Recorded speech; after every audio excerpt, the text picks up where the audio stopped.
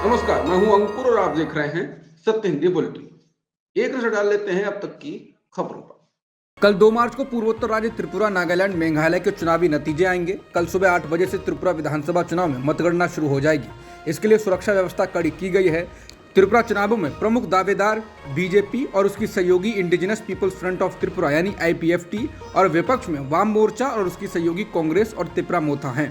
बता दें 2018 के विधानसभा चुनावों में भाजपा ने 60 सदस्यीय सदन में बहुमत हासिल कर वाम मोर्चा के लगातार 25 साल के शासन को खत्म कर दिया था। लेकिन इस बार मुख्यमंत्री मानिक शाह के चेहरे के साथ भगवा पार्टी ने सुशासन के मुद्दे पर 55 सीटों पर चुनाव लड़ा है, जबकि आईपीएफटी ने 6 सीटों पर चुनाव लड़ा।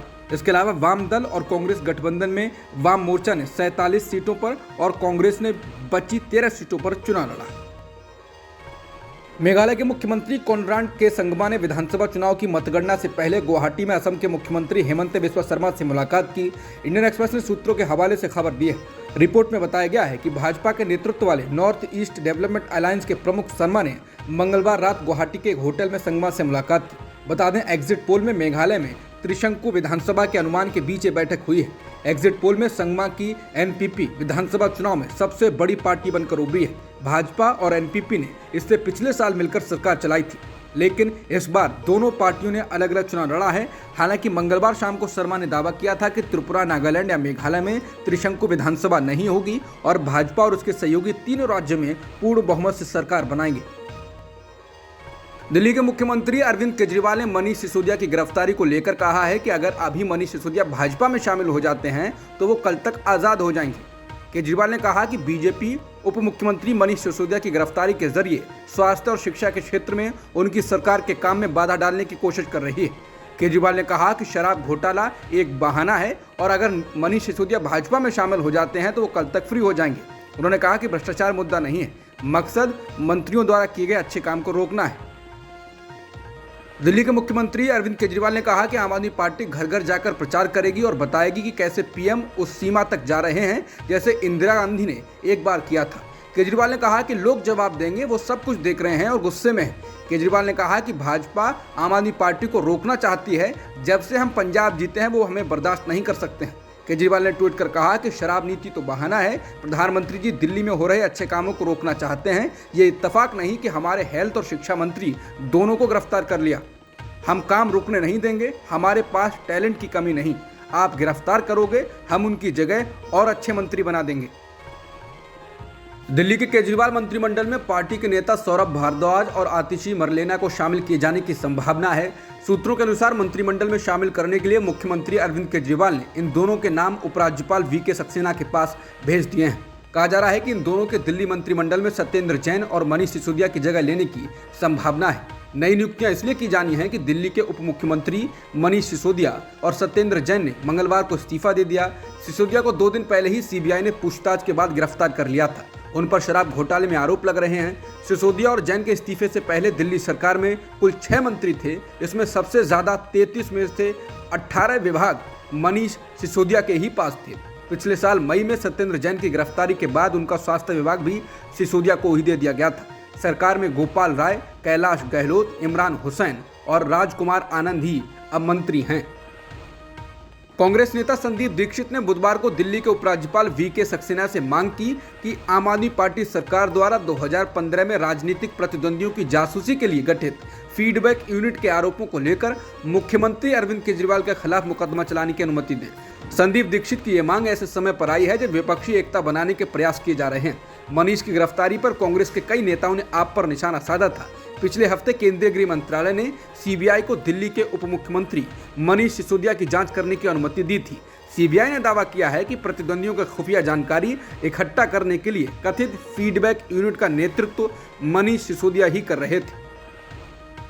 डीएमके प्रमुख और तमिलनाडु के मुख्यमंत्री एमके स्टालिन के जन्मदिन पर चेन्नई में आयोजित एक रैली में भाग लेने पहुंचे नेशनल कॉन्फ्रेंस के नेता फारूक अब्दुल्ला ने बुधवार को 2024 के लोकसभा चुनाव के लिए संयुक्त विपक्ष के प्रधानमंत्री पद का उम्मीदवार के रूप में स्टालिन के नाम का समर्थन किया। पत्रकारों के सवाल का जवाब देते हुए फारूक अब्दुल्ला ने कहा, क्यों वो पीएम क्यों नहीं बन सकते, इसमें गलत क्या है। फारूक अब्दुल्ला ने यह बात प्रधानमंत्री नरेंद्र मोदी और उनकी भारतीय जनता पार्टी के लिए एक संयुक्त चुनौती की संभावना के बारे में पूछे जाने पर संवाददाताओं से कही। यहाँ पर उन्होंने ये भी कहा कि बीजेपी को हराने के लिए सबको एक साथ आना होगा। उन्होंने कहा कि जब हम सभी एकजुट होंगे और जीतेंगे, उस समय संयुक्त विपक्ष तय करेंगे कि देश का नेतृत्व करने और एकजुट करने के लिए सबसे योग्य व्यक्ति कौन है। फारूक अब्दुल्ला ने इससे पहले राहुल गांधी की भारत जोड़ो यात्रा में शामिल होकर उनको भी समर्थन दे दिया। यात्रा में शामिल होने के दौरान उन्होंने राहुल गांधी की खूब तारीफ की थी और अपने पुराने दिनों को भी याद किया था। बुधवार को तमिलनाडु के मुख्यमंत्री स्टालिन के जन्मदिन पर चेन्नई में आयोजित एक कार्यक्रम में कांग्रेस के राष्ट्रीय अध्यक्ष मल्लिकार्जुन खड़गे ने कहा है कि विपक्ष को एकजुट होकर आगामी लोकसभा चुनाव लड़ना चाहिए। उन्होंने कहा कि सभी समान विचारधारा वाले विपक्षी दलों को विभाजनकारी ताकतों के खिलाफ एक साथ आना चाहिए। खड़गे ने कहा कि मैंने कभी नहीं कहा कि कौन नेतृत्व करेगा या कौन पीएम बनेगा, ये सवाल नहीं है। हम एकजुट होकर लड़ना चाहते हैं, यही हमारी इच्छा है। G20 के विदेश मंत्रियों की बैठक के दौरान रूसी और चीनी विदेश मंत्री से मिलने को लेकर अमेरिका के विदेश मंत्री एंटनी ब्लिंकन ने कहा कि उनसे मुलाकात की उनकी कोई योजना नहीं है। बुधवार को ब्लिंकन थोड़े समय के लिए कजाकिस्तान और उज्बेकिस्तान के दौरे पर थे, जहां से उन्हें G20 की मीटिंग के लिए निकलना था।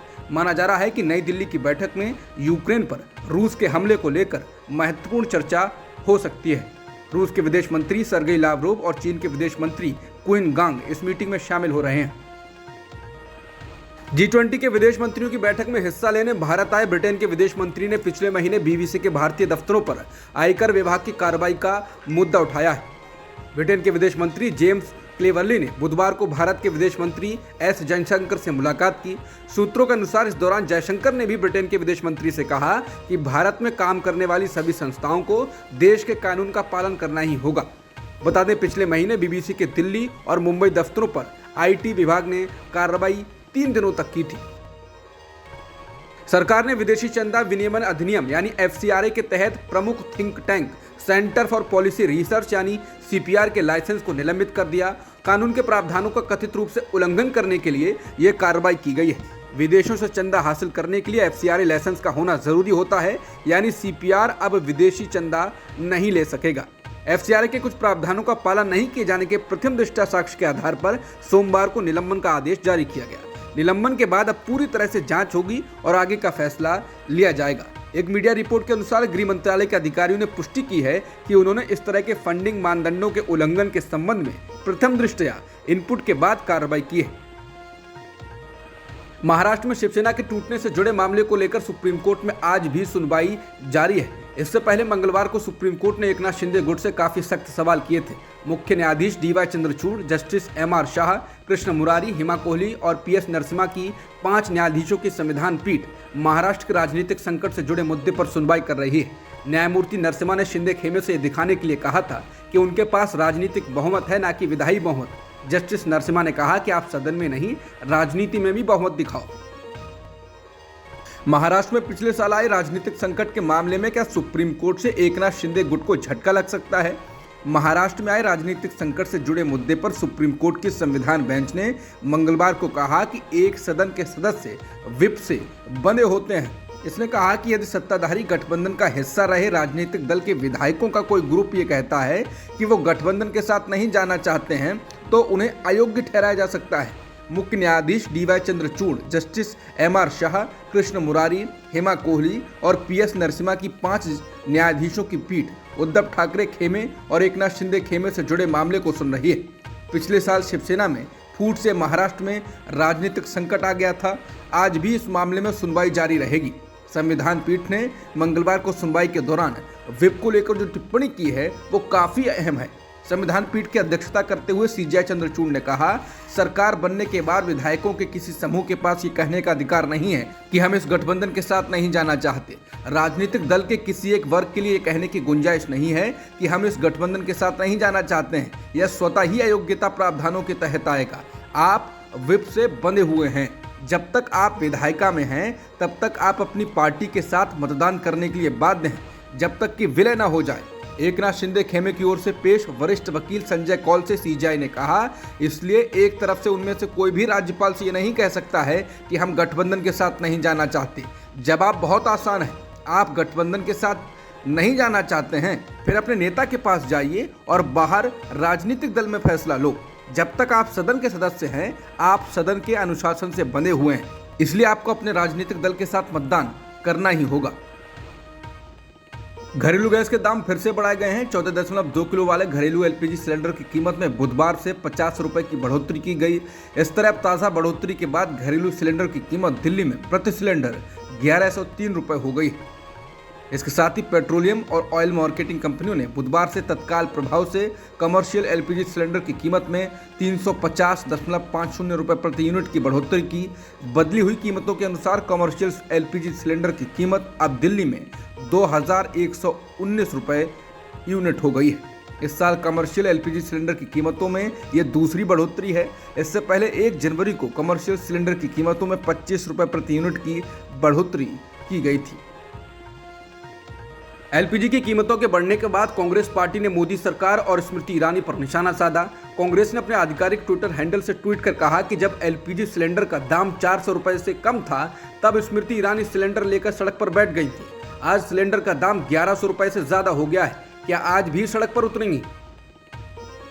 बुधवार को प्रयागराज में पूर्व विधायक राजू पाल की हत्या के गवाह उमेश पाल की हत्या में फरार चल रहे बदमाशों के घर पर उत्तर प्रदेश सरकार कार्रवाई कर रही है। इस संबंध में आज प्रयागराज में अतीक अहमद के करीबी खालिद जफर अहमद का घर पुलिस ने बुलडोजर चलाकर गिरा दिया है। जफर को अतीक अहमद के सबसे अहम करीबियों में माना जाता है। वो अतीक के घर के बगल में रहता था। खालिद जफर के घर से 2 विदेशी बंदूक और 1 तलवार बरामद हुई। हालांकि अभी तक ये साफ नहीं हो पाया है कि दोनों बंदूक लाइसेंसी हैं या नहीं।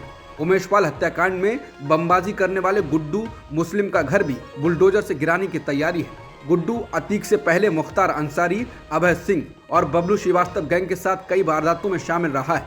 1998 के बाद वो अतीक अहमद गिरोह के संपर्क में आया। उसे राजूपाल हत्याकांड में अतीक के साथ आरोपित पाया गया था। सीबीसीआईडी की चार्जशीट में भी गुड्डू का नाम शामिल था। इंटरनेट पर पाबंदी लगाने के मामले में भारत लगातार शीर्ष पर बना हुआ है, जिसके बाद सवाल उठने लगे हैं कि क्या ये राजनीतिक अस्थिरता और हिंसा के बढ़ने का संकेत नहीं है। दरअसल internet advocacy watchdog Access Now ने कहा है कि भारत ने 2022 में दुनिया में सबसे ज्यादा इंटरनेट शटडाउन लगाए हैं। ये लगातार 5वां साल है जब सूची में भारत सबसे ऊपर है। ये एक ऐसा रिकॉर्ड है जिस पर कोई भी देश गर्व नहीं कर सकता। इंटरनेट शटडाउन का मतलब है कि किन्हीं वजहों से किसी हिस्से में इंटरनेट बंद कर दिया जाए। ये आमतौर पर हिंसा फैलने से रोकने, विरोध प्रदर्शन को बढ़ने से रोकने जैसे उपाय के तौर पर सरकारों द्वारा अपनाया जाता है। न्यूयॉर्क स्थित डिजिटल राइट्स एडवोकेसी ग्रुप ने मंगलवार को प्रकाशित एक रिपोर्ट में कहा कि एक्सेस नाउ द्वारा विश्व स्तर पर रिकॉर्ड किए गए 187 इंटरनेट शटडाउन में से 84 भारत में हुए। इसमें से भी 49 जम्मू और कश्मीर में हुए। भारत जोड़ो यात्रा के दौरान दाढ़ी बढ़ाकर चर्चा में रहने वाले राहुल गांधी की अब नई तस्वीर सामने आई है, जिसमें वो नए लुक में नजर आ रहे हैं। दरअसल कांग्रेसी नेता राहुल गांधी ब्रिटेन के दौरे पर हैं। इस दौरान वो कैम्ब्रिज यूनिवर्सिटी में भी गए। इसी कार्यक्रम में शिरकत करने पहुंचे राहुल गांधी की नई तस्वीर सामने आई है। तस्वीर में राहुल गांधी शर्ट, टाई और जैकेट में ट्रिम्ड बियर्ड के साथ नजर आ रहे हैं। बता दें, भारत जोड़ो यात्रा की शुरुआत के बाद से अब तक राहुल गांधी दाढ़ी बढ़ाकर ही दिखे हैं। इस दौरान कांग्रेसी नेता उनको तपस्वी बताने की कोशिश में लगे हुए थे। बॉर्डर गावस्कर सीरीज के तीसरे टेस्ट मैच में भारतीय टीम पहली पारी में पूरी तरह से लड़खड़ा गई और मात्र 109 रनों पर सिमट गई। इससे पहले टॉस जीतकर भारत ने पहले बल्लेबाजी करने का फैसला किया। वहीं भारत के 109 के जवाब में ऑस्ट्रेलिया ने पहली पारी में 4 विकेट खोकर 156 रन बना लिए हैं। इस लिहाज से ऑस्ट्रेलिया टीम अब तक 47 रनों की बढ़त बना चुकी है। मैच के दूसरे दिन भारत की कोशिश होगी कि जल्द से जल्द ऑस्ट्रेलिया की पारी को खत्म किया जाए। वहीं ऑस्ट्रेलिया टीम पहली पारी में ही बड़ी बढ़त को लेकर मैच में अपनी पकड़ मजबूत बनाने की कोशिश करेगी। अब तक की खबरों में इतना ही। बाकी खबरों के लिए बने रहिए सत्य हिंदी के साथ। नमस्कार।